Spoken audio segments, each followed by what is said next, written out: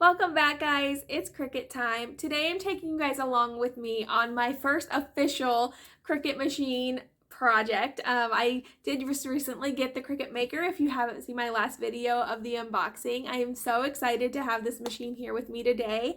I had an order for a couple signs come through a little while ago, and after I accepted that project, I reached back out to the person and said, hey, I am purchasing this machine. It's going to be here in a couple weeks. Would you be willing to wait?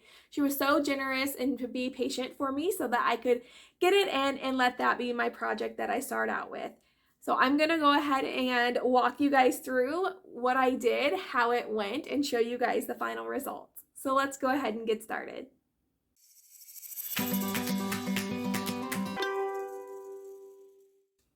All right, so I've always done things a little old school. I really enjoy the process of creating different pieces of art. Doing things by hand didn't really ever faze me. However, I'm at a different point in life now and I don't have as much free time on my hands. So I decided to get the Cricut Maker.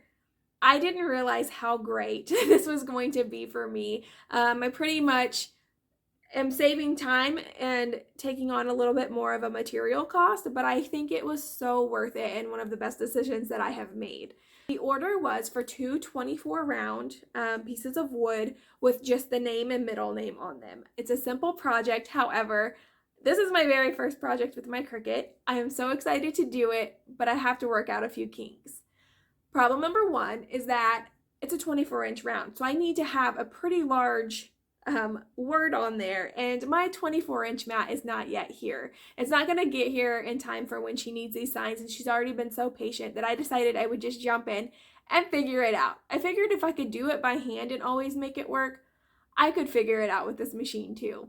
To begin the project, I stained the pieces of wood. I have this beautiful like grayish brown stain that I've been really into lately.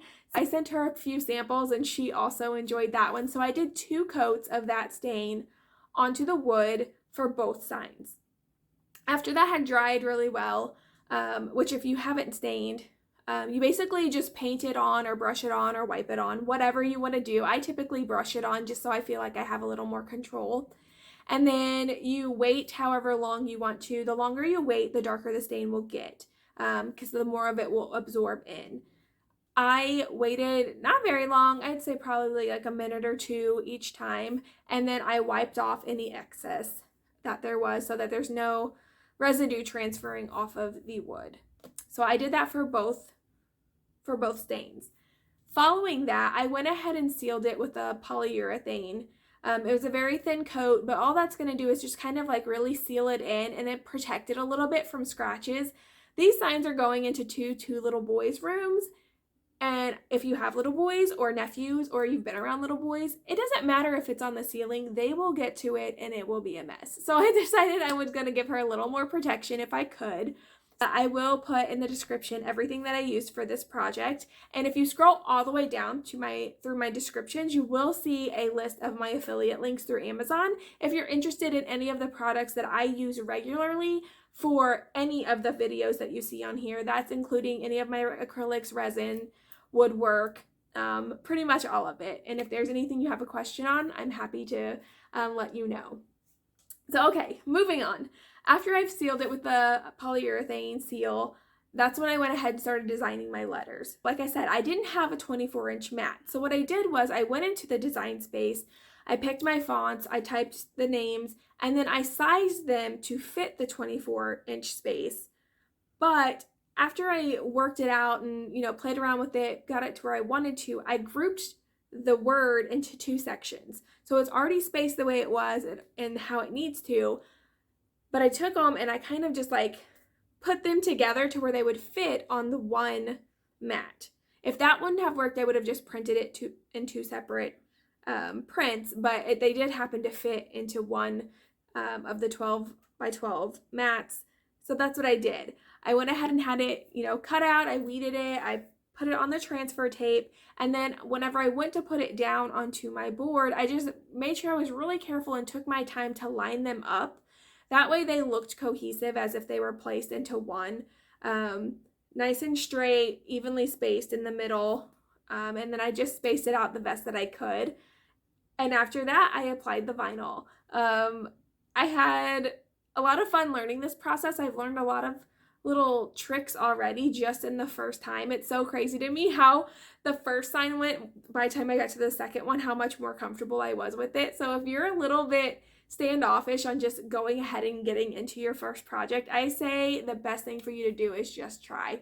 I'm a very hands-on person, and so I learned the best that way. So yeah, that's my suggestion to you, is just jump in, get your hands dirty. You might mess up a few things. That's okay. That's the only way that you're truly gonna learn.